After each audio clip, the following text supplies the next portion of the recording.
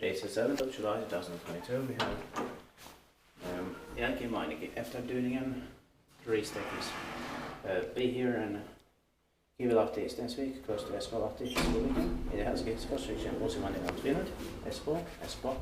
And this was built in 1998, or between the turn of the year 1997-98 actually. And it's named for SB 12191, turning 25 years old next year, 2023. We expected this year in 2022. Otis had 1,006 floors.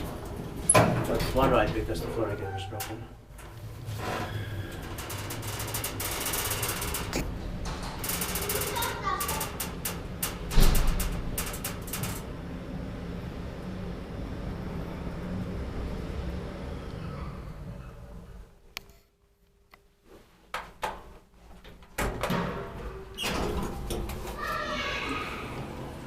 Inspektert på arkiveringsplanen, rented by Karen.